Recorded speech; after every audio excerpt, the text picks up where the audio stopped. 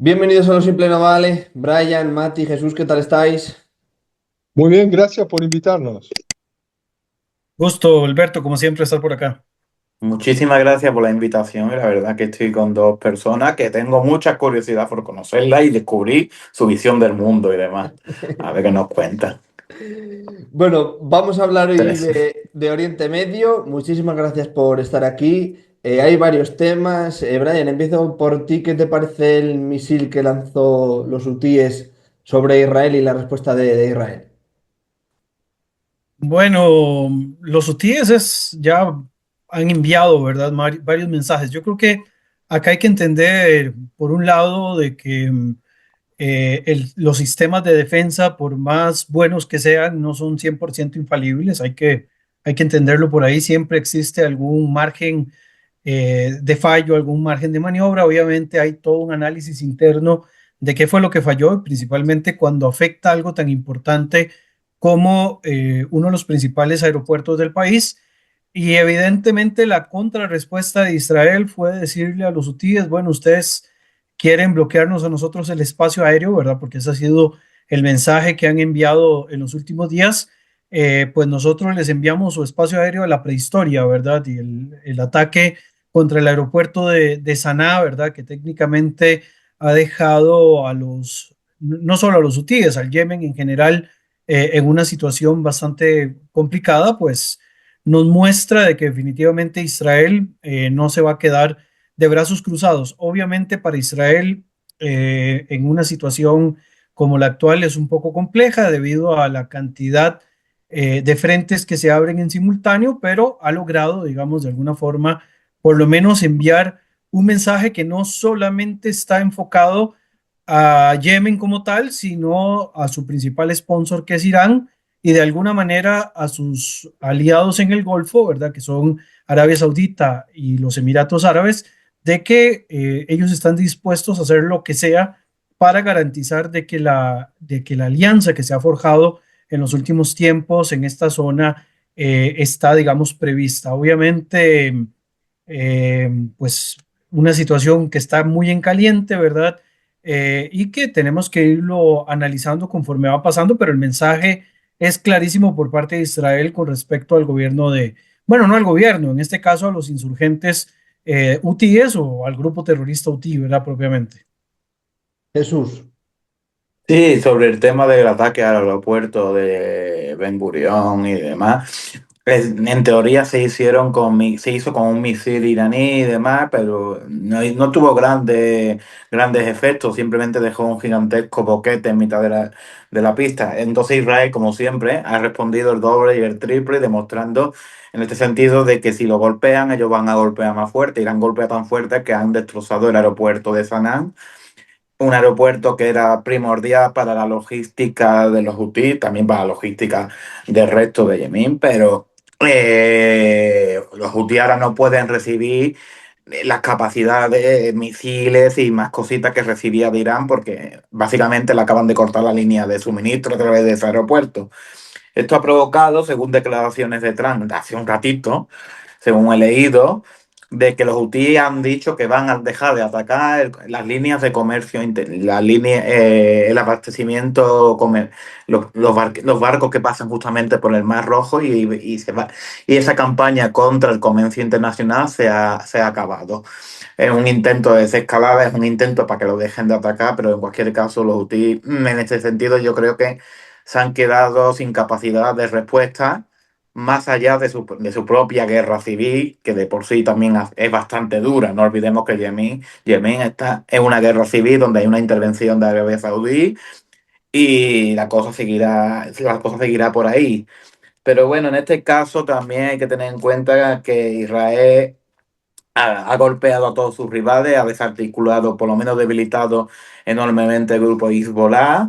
jamás está casi derrotada, aunque Israel sigue con la ambición de ocupar Gaza. En mi opinión, eso ya es desproporcionado. De hecho, lo que tendrían que buscar es un acuerdo, un entente con la Autoridad Nacional Palestina, pero la Autoridad Nacional Palestina tiene sus problemas, como básicamente de que Mahmoud Abbas es un hombre de 80 años y no se sabe qué lo va a suceder. Y eso puede abrir la caja de Pandora en la parte de Cisjordania.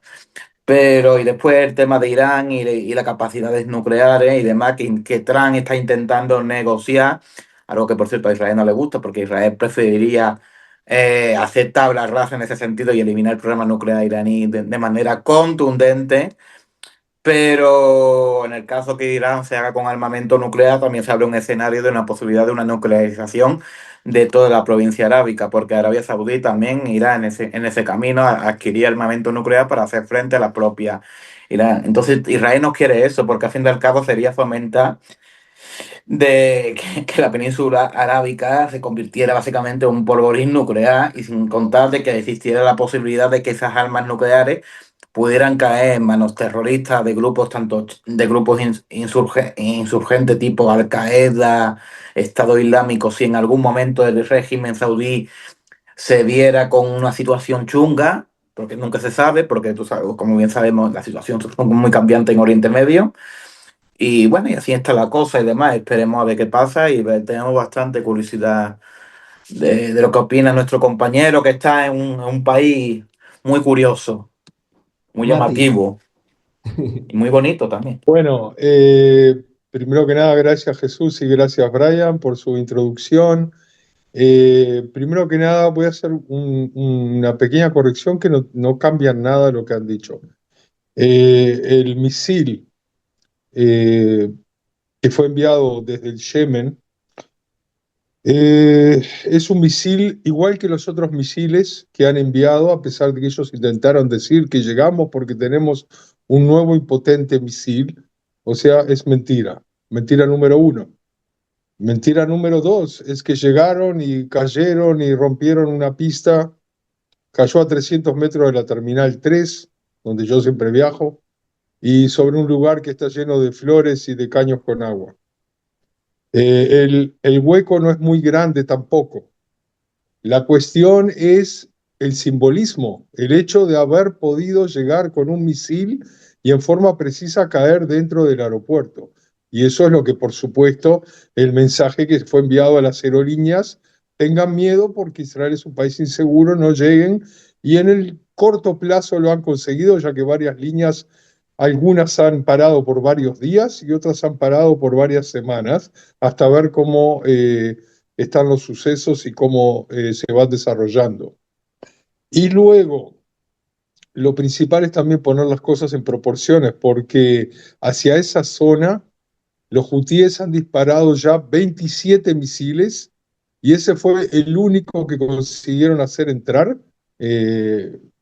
Por supuesto que no nos hace ninguna gracia que justamente ese que consiguió entrar a la zona del aeropuerto. Primero burló al cohete Arrow, Flecha, que no sé si fue por cuestiones climáticas o por un fallo humano, no llegó a tocarlo y a destrozarlo.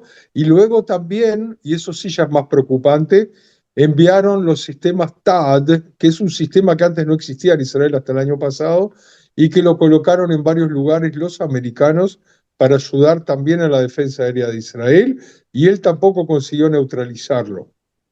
Y por eso entró, pero estamos hablando de un misil entre 27 que fueron enviados hacia esa zona en los últimos meses. En cuanto a los hutíes, por supuesto, siempre Israel trata de enviar un mensaje que sea, vi que Jesús intentó decir algo como desproporcional. No existe la desproporcionalidad, lo que tiene que existir es que no nos envíen ni siquiera un misil, porque somos un país normal que no tiene que recibir ni siquiera un misil. Por lo tanto, la respuesta es fuerte para que no se vuelva a ocurrir. Por ahora ha vuelto a ocurrir, entonces también las respuestas son en concorde con la amenaza.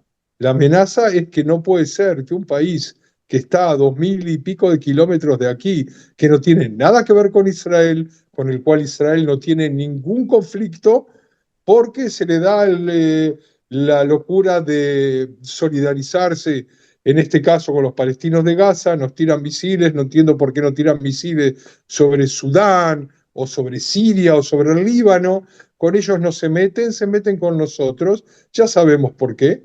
Tienen un patrón, como bien han dicho aquí, que es Irán. No es solo patrón, sino patrón entre comillas, sino que es realmente el patrón. Les paga el sueldo, les paga los entrenamientos, les paga y les manda armas, les paga incluso a funcionarios hutíes para que puedan funcionar. O sea que Irán es la empresa que le paga a sus empleados, que se llaman hutíes y que han conquistado más de un tercio de todo el país soberano llamado Yemen.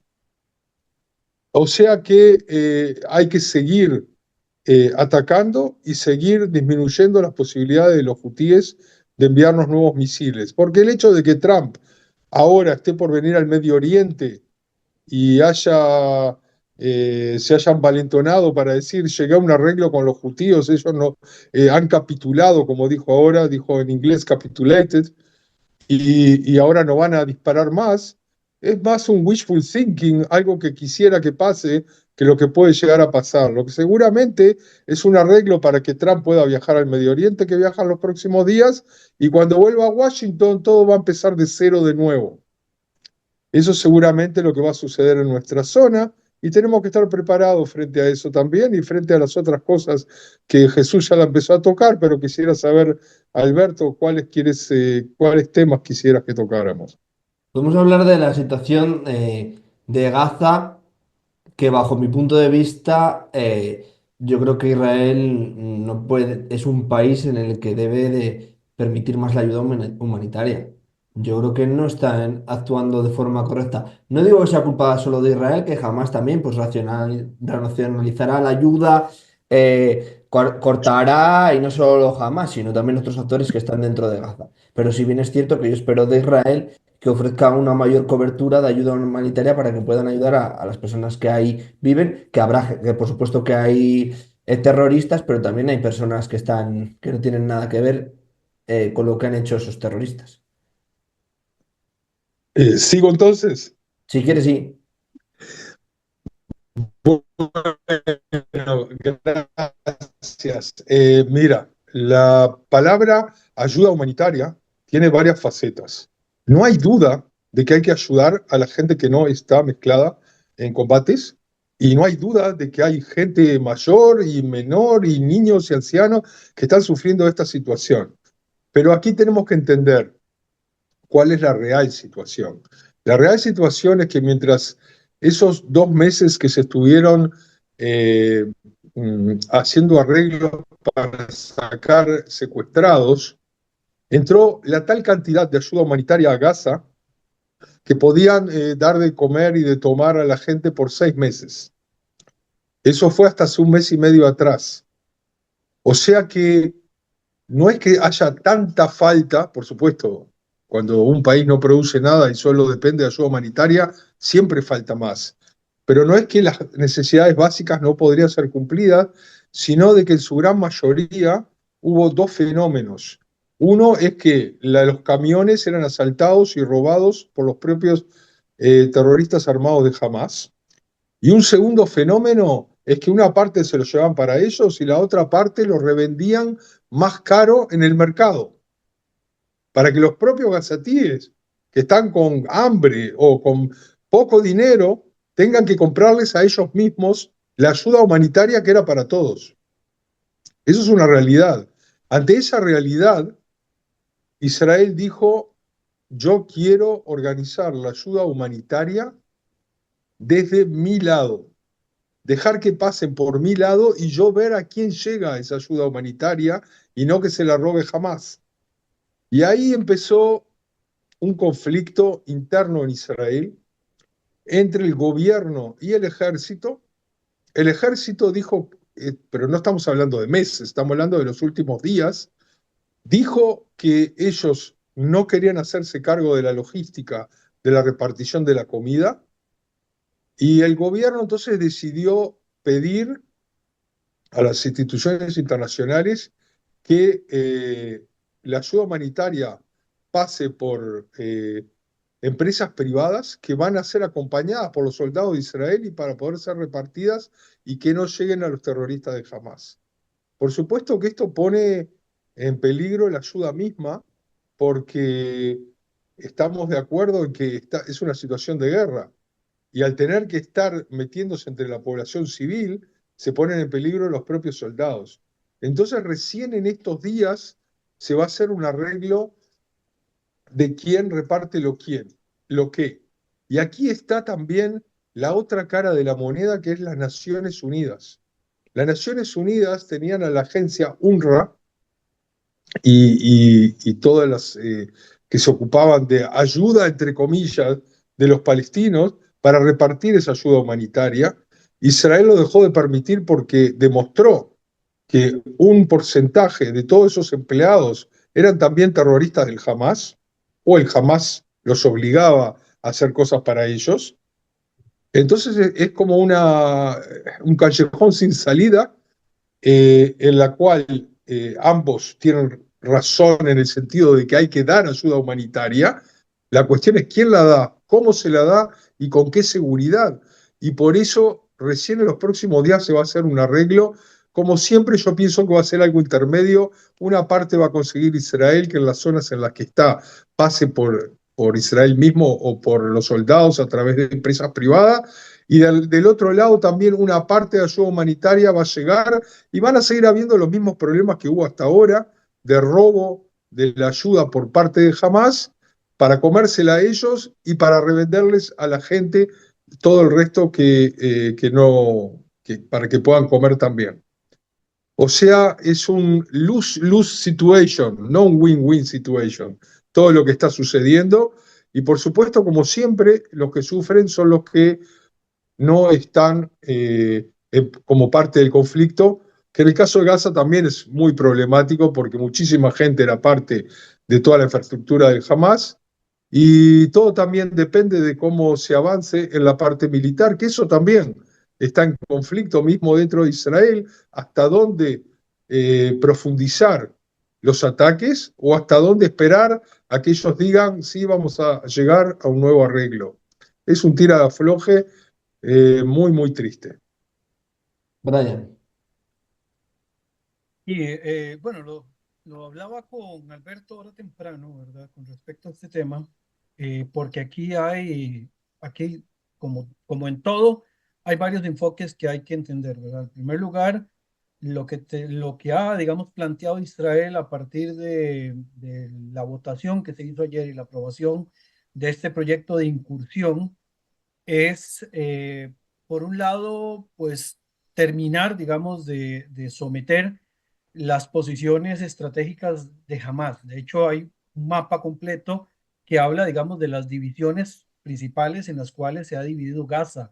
Gaza, digamos, está controlado por diferentes corredores, está particionado de tal manera de que se cree, digamos, una buffer zone, ¿verdad? Una zona de contención para evitar de que jamás pueda seguir haciendo incursiones dentro de Israel y que para evitar también de que vuelvan a tomar control de ciudades importantes. En segundo lugar, otro de los objetivos que ya lo mencionó Mati de una manera muy profunda es reactivar la parte humanitaria, la parte de los envíos de ayuda humanitaria, porque si existe, digamos, alguien para quien el tema humanitario tiene que ser un dolor de cabeza por una cuestión de imagen internacional, es para el propio Israel, ¿verdad? Para Israel no es nada agradable de que a nivel internacional se venda la imagen de que está matando a población de hambre, cosa que además tenemos que decir que no es cierta en realidad. O sea,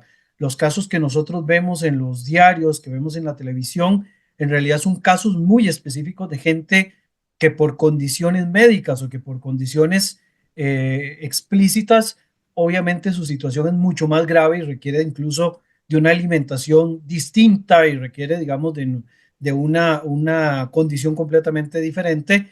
Entonces, no es que toda la población de Gaza esté, digamos, sometida a una posibilidad de una hambruna, como sí podríamos hablar, por ejemplo, de 20 millones de personas que lo sufren en Yemen y que están en una condición ya, digamos, analizada correctamente qué es esto que está pasando y no basado en un elemento de propaganda.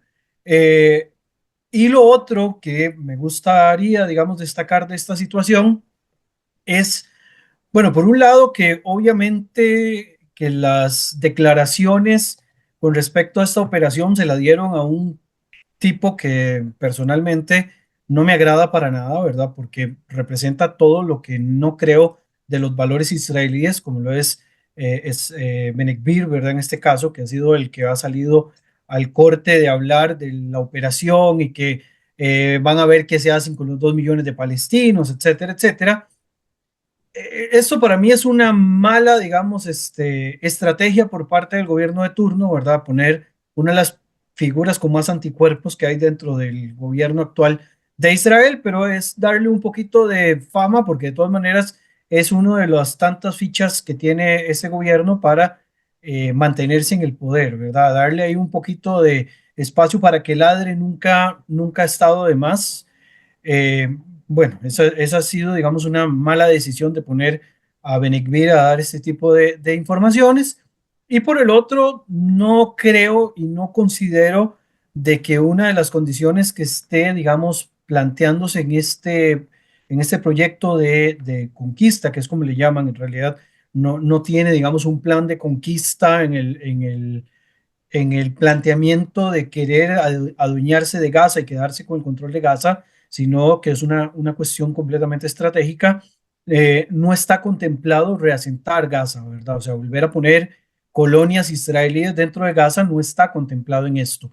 De nuevo, lo que diga Benekvir y lo que diga Smotrich debería de pasarnos flojo. Yo sé que no nos pasa flojo porque definitivamente son figuras que generan demasiado repudio en algunas de sus manifestaciones, incluso yo lo he dicho en otras oportunidades que son, digamos, figuras dentro del gobierno de Israel que no soporto en lo más mínimo.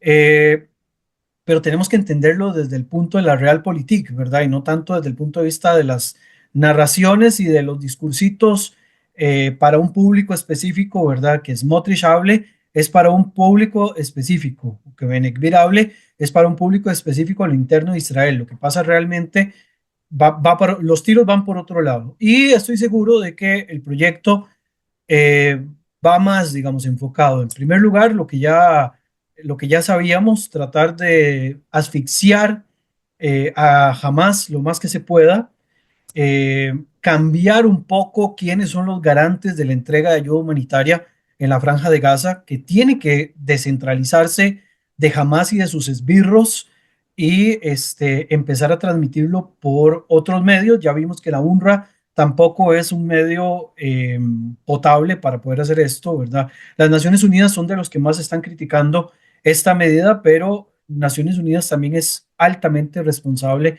de lo que ha ocurrido hasta este momento, porque, digamos, han dejado, digamos, todo en manos de la UNRWA, lo que ocurra de las fronteras hacia Gaza.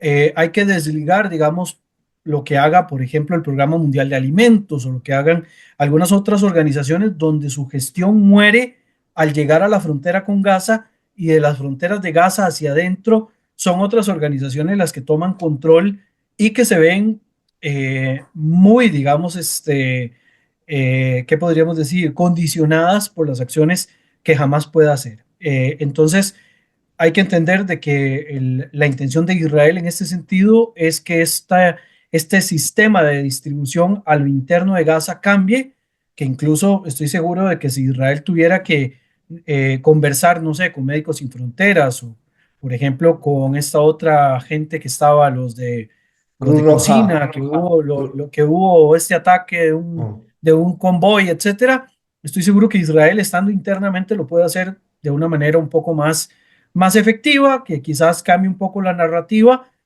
porque evidentemente Médicos Sin Frontera y otras ONGs que funcionan a lo interno de Gaza tienen que seguir digamos, el discurso interno, porque si no, no lo dejan funcionar y la intención de ellos es llevar soporte humanitario a las personas que lo requieren. Por lo menos así lo veo yo, que hay cosas que se pueden criticar, sin ninguna duda, como todo, pero creo que a veces la crítica es hasta cierto punto poco objetiva, ¿verdad? Porque se demoniza mucho basados en la narrativa y no basados en los hechos.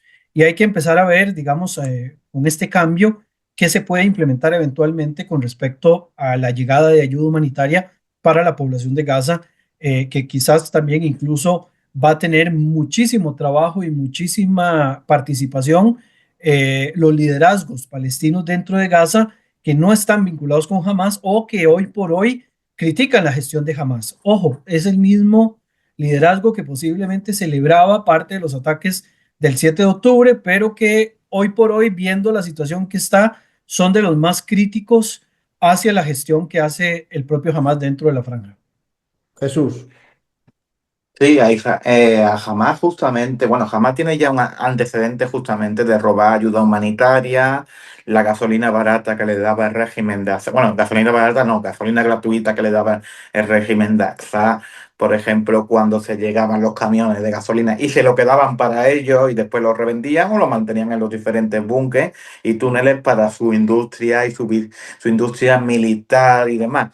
De todas maneras, el objetivo de Hamas también puede ser una de las cosas que en mi opinión pues es que no llegue esa ayuda humanitaria. ¿Por qué? Porque si el pueblo gazatí empieza a morirse de hambre, ¿a quién va a culpar? A Israel. Por lo tanto, el ciclo de reclutamiento de Hamas puede revitalizar la organización, el gobierno terrorista que está allí y esa banda terrorista con el objetivo básicamente de fortalecer sus posiciones y seguir con el ciclo de odio hacia Israel. Ese puede ser uno de los objetivos porque jamás no está siempre intentando torpedear esas entregas de ayuda humanitaria, tanto robándola para sí mismo o para revenderla y no dándosela para el pueblo, porque a fin y al cabo el pueblo palestino va a caer bajo la doctrina, bajo el adoctrinamiento de que Israel es el culpable de esta situación. En cualquier caso, también una de las cosas, uno de los métodos que quiere usar Israel para esta entrega de ayuda humanitaria por el medio de entidades privadas es a través del reconocimiento facial usando la inteligencia artificial. Una de las cosas que me parece bastante fascinante porque serviría básicamente para separar la paja del trigo y evitar justamente una mala entrega de esta ayuda humanitaria que pudiera acabar en manos de estos terroristas. Pero es una lástima de que esta situación esté ahí incrustada, no se pueda haber una manera de solventarlo razonable, porque al fin y al cabo jamás va a ser expulsada por la fuerza, tendrá que buscarse las maneras por el propio pueblo palestino, por el propio pueblo gazatí, porque al fin y al cabo en Cisjordania no hay ningún tipo de problema. Cisjordania, por ejemplo, están bastante en paz, bastante tranquilo y demás, aunque hay elementos terroristas por ahí sí, preparándose por si acaso Mahmoud Abbas cae o la Autoridad Nacional Palestina no encuentra un recambio en algún momento, pero bueno, la cosa está bastante estable por esa zona. Pero en el caso de Gaza, ese es el problema básicamente, de que excepto que el pueblo gazatí quiera ese cambio, no se va a conseguir. De hecho, no olvidemos de que a fin de al cabo la Palestina, todo el mundo cuando veo a Pedro Sánchez y a tantos otros hablando que si hay que reconocer a Palestina, yo siempre pregunto, ¿a qué Palestina hay que reconocer? Porque os recuerdo que existen dos Palestinas. Una está en la Autoridad Nacional Palestina, que está en Cisjordania, que hemos hablado antes, intenta más o menos mantener la apariencia de Estado, pero está muy envejecida y tiene muchos problemas de sucesión, de la posible sucesión. Y la otra Palestina que está gobernada por Hamas, que es Gaza y demás, que yo llamo las repúblicas independientes de Gaza. Pero bueno, en este sentido, cuando se le dice a Pedro Sánchez, no, es que hay que reconocerlo. Yo siempre me pregunto, ¿a quién?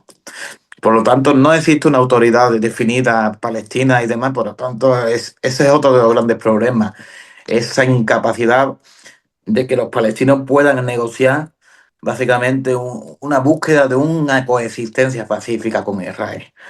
Pero bueno, también sobre el tema de los hutíes, que me gustaría haber añadido algo también, hablando de antes, una de las cosas por qué los hutíes, aparte de por qué atacan a Israel, es también tienen su explicación en la propia guerra civil que tienen. Es una manera de ganar legitimidad ante la población yemení, porque son los defensores de la causa palestina, son los defensores de la Jerusalén en el futuro musulmana.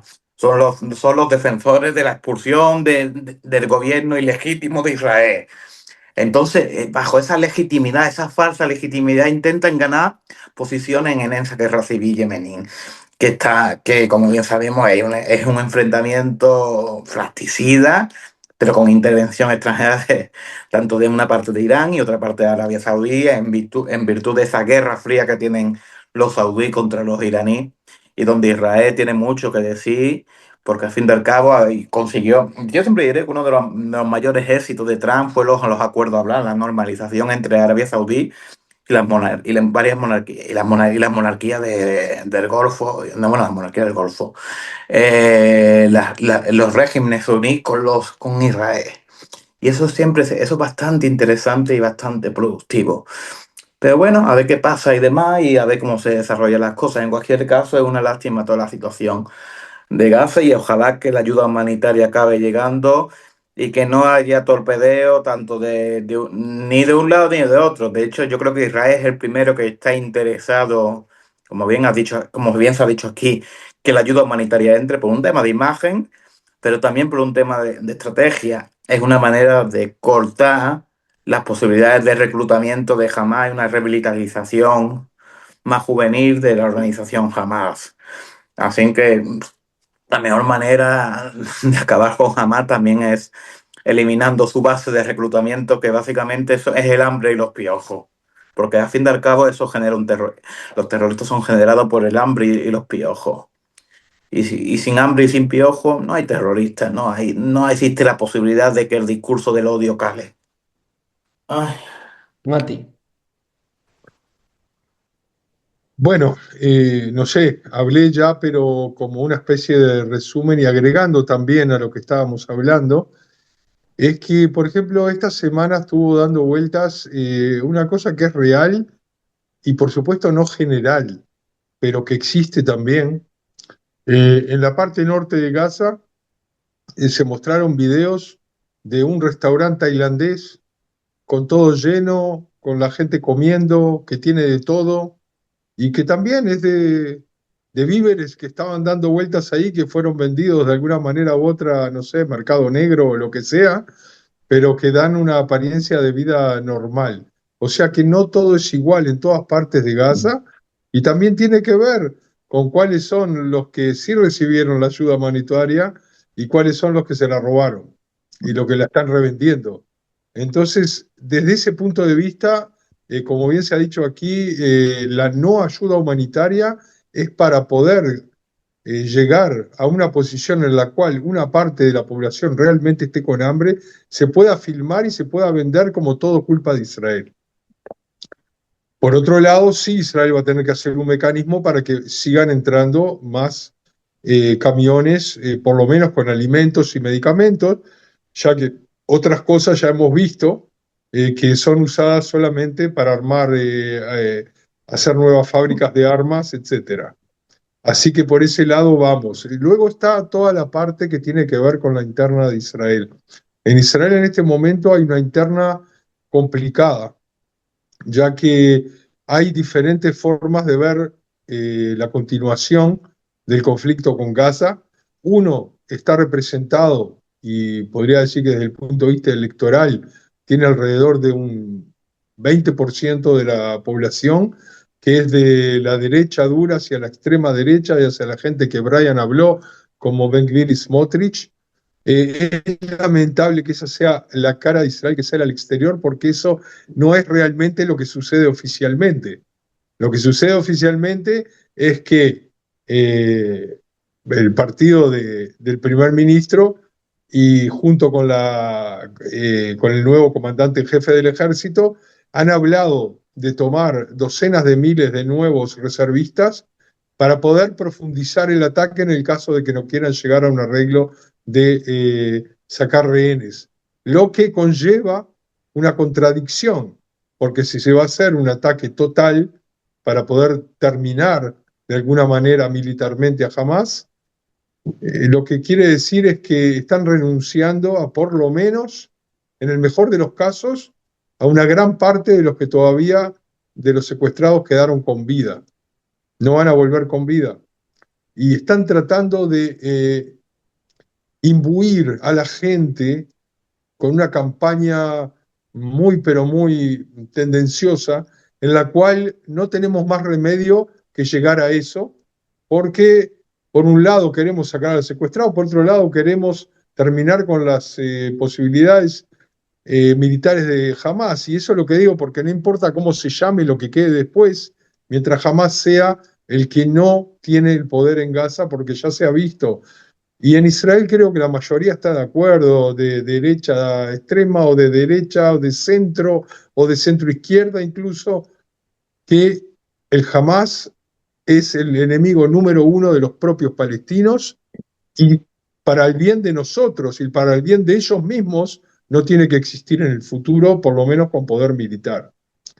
Y en eso estamos y en eso también está la gran discusión que divide con manifestaciones y con todo a la propia sociedad israelí. Por supuesto que siempre la gente de la derecha dice, hoy ustedes están manifestando en contra, entonces están debilitándonos, como si nosotros no hubiéramos pasado ya 77 años de guerras, también con elecciones. Y hoy en día esa división tan grande que hay dentro del seno de la sociedad israelí tendría que dirimirse con nuevas elecciones para que la gente realmente muestre qué tipo de gobierno apoya y qué tipo de soluciones. Luego de un año y medio no se puede seguir estirando y estirando algún tipo de solución política. Por sus propias razones, el primer ministro no da el brazo a torcer y sigue con la misma coalición de religiosos y extrema derecha que tiene su propio partido. Y eso está realmente también por la política económica, por los gastos económicos, por por el peso tributario y de los contribuyentes, que en general en Israel es muy común que el que contribuye más son los mismos que van al ejército. Entonces hay un gran sector de la sociedad israelí que está muy desconforme con lo que está pasando, no con la solución de terminar militarmente jamás, sino con las formas en general de las decisiones que se están tomando, y eso realmente está corroyendo a la sociedad israelí desde adentro, y tendremos que dar respuesta a todo eso también. Brian y Jesús, si queréis ir ya cerrando con lo último que ha comentado Mati. Sí.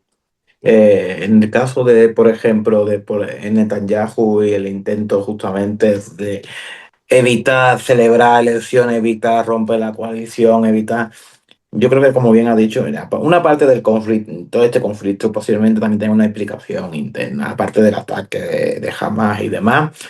Pero Netanyahu busca en ese sentido la llamada unión sagrada, con un concepto, por cierto, que viene de la Primera Guerra Mundial, que es la alianza de todas las clases sociales, en virtud de que hemos sido atacados, por lo tanto tenemos que ir todos a una. No olvidemos que antes del enfrentamiento que inició Hamas y que estuvo realmente empujado por Irán, no olvidemos que realmente el director de orquesta fue Irán, del ataque del 7 de octubre. Pero Netanyahu estaba contra las cuerdas por el tema de la corrupción.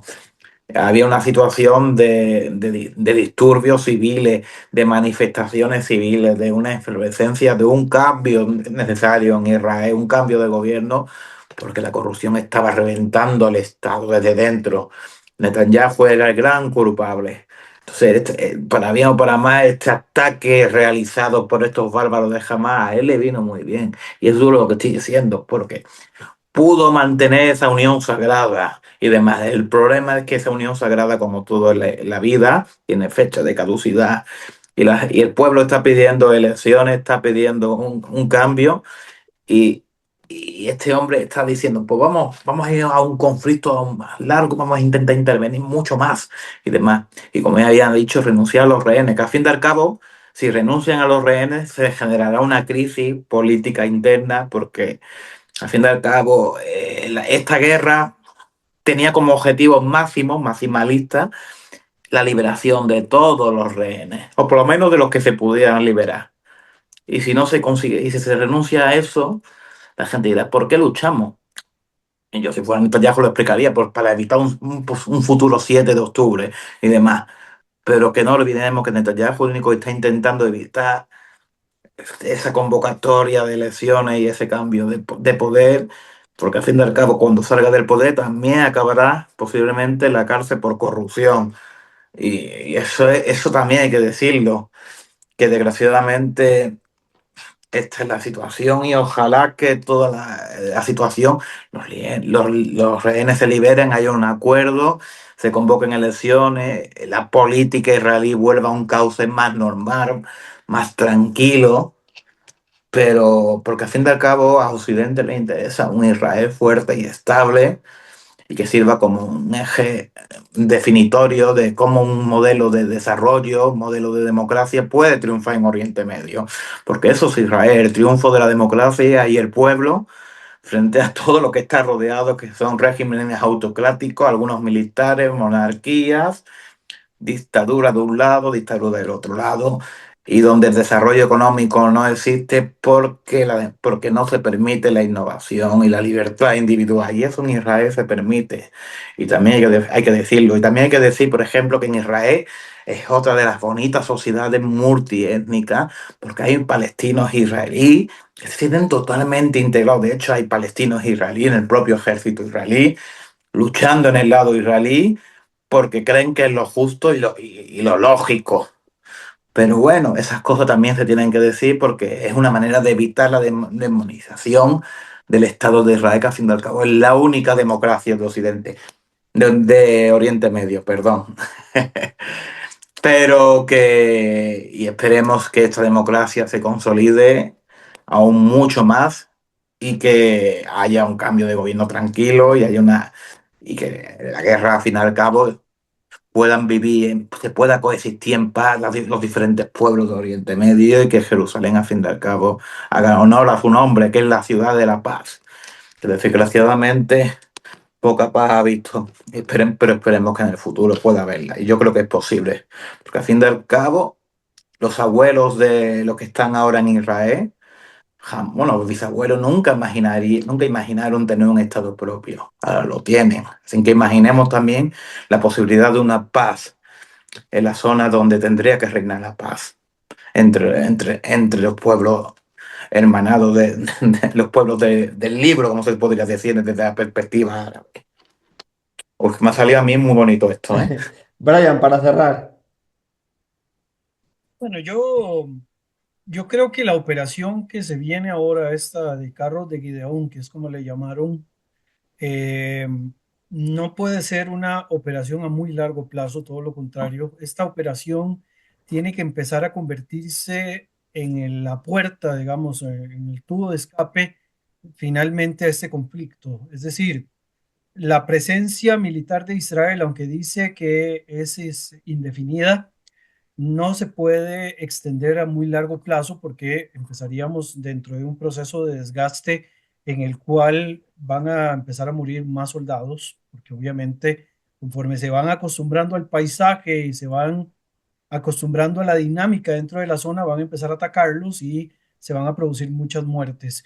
No se puede comprar, digamos, el discurso por mucho tiempo de grupos de extrema derecha en Israel, de que se tiene que mantener una presencia militar dentro de Gaza por la idea de que han muerto soldados durante todo este periodo de conflicto, ¿verdad? Que evidentemente han muerto soldados, ya se sabía que esto iba a acontecer, que la muerte de soldados en una incursión terrestre era inevitable, pero no se puede extender mucho tiempo. Esto tiene que ser una salida temporal, tiene que buscarse ya una salida definitiva y tiene Israel, digamos, una gran labor junto con sus aliados de empezar a responsabilizar a quienes corresponde para que asuman de una vez por todas el control de la franja de Gaza para bien, que no sea tampoco un control temporal, sino que sea un control que evidentemente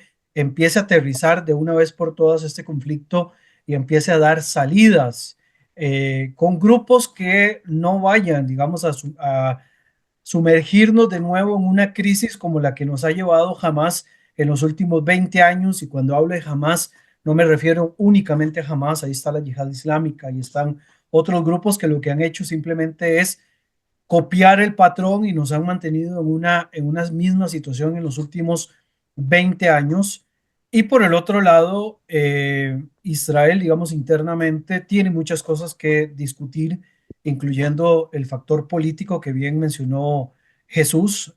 Yo no solamente quiero un cambio de gobierno para ver las posibilidades de que Netanyahu pueda terminar su proceso judicial e ir eventualmente a la cárcel. Creo que no sé hasta qué punto, y tal vez Mati lo pueda sostener con mayor fuerza, de que algunas de las causas por las que se le acusa a Netanyahu no lo van a enviar a la cárcel, pero sí, digamos, sí me gustaría que haya un cambio de gobierno porque yo soy el que utiliza los dichos los dichos quemados acá, los dichos ya repetidos de que en mi caso creo que los gobiernos después de cierto tiempo hay que cambiarlos porque al igual que los pañales ya empiezan a apestar, ¿verdad?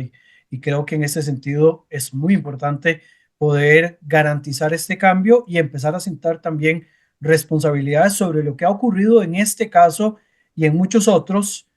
Y por el otro lado, porque ya también va siendo hora de tratar de eh, cambiar un poco el enfoque o el foco de la situación de Gaza hacia otros temas que también merecen su atención. Obviamente, lo que yo deseo y lo que va a pasar, pues tal vez no van en la misma línea, pero sí siento de que ya va siendo tiempo de ir aterrizando algunas cosas e ir buscando salidas que no sean paliativas y que no sean temporales por cosas que sean más a largo plazo y que puedan incluso plantearse como un poco más definitivas. Pero evidentemente hoy estamos analizando esto, la próxima semana en una región tan volátil como esta posiblemente entremos, no sé, a tener que ampliar todavía lo que ha ocurrido porque pasó algo extraordinario y vamos a tener, digamos, un periodo alargado debido a alguna situación específica que a alguien se le ocurrió detonar en aquel momento. Entonces, yo deseo muchas cosas, pero esperaría principalmente empezar a ver salidas y no tanto seguir discutiendo sobre el conflicto que ya siento que lo hemos, le hemos dado muchas vueltas y lo hemos revolcado demasiado.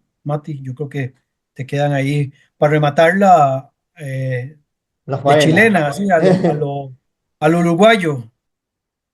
Bueno, de chilena a lo uruguayo, lo que puedo decir es que estoy de acuerdo tanto con los deseos de paz de Jesús como los deseos de que se termine este conflicto de Brian. O sea, en eso estamos todos de acuerdo. Nadie quiere un conflicto que continúe en el tiempo, como nadie pensó de que tropas de Estados Unidos, Inglaterra, Alemania, España y no sé qué más iban a estar 20 años en Afganistán. De cualquier manera, hay lamentablemente cosas que se llevan un año y medio, y cosas que llevan 20 años. Nosotros llevamos 77 años defendiéndonos de, de, digamos, enemigos o vecinos que no aceptan no solamente la palabra paz, ni siquiera nuestra propia existencia como seres humanos. O sea, si lo hubieran podido hacer, yo no estaría aquí hablando, simplemente estaría en el cementerio. Y esa es una realidad, y es una realidad que se ha visto con mucho más énfasis luego del 7 de octubre. Entonces, Israel hoy en día, así como yo lo he dicho, que desde hace 25 años la sociedad se viene derechizando, no porque Israel se derechice, sino porque ven el comportamiento del enemigo. Entonces, esto también ha sucedido ahora. El problema que se ha agravado con todas las fallas que ha habido desde el punto de vista militar y político. Y eso es algo que tiene que en algún momento empezar a sanarse, o con elecciones o con cambios. De cualquier manera, yo no soy de los que dicen de que Bibi tiene toda la culpa de todo, pero como persona que era la número uno el 7 de octubre, tiene una gran culpa, una mea culpa que tendría que decirla de alguna manera y pedirle perdón a mucha gente. No lo hace y mientras tanto acusa a todo el mundo a su alrededor. Y eso está quebrando a la sociedad israelí en dos, por lo menos en dos. Pero hay que poner muy en claro dos cosas que están sucediendo.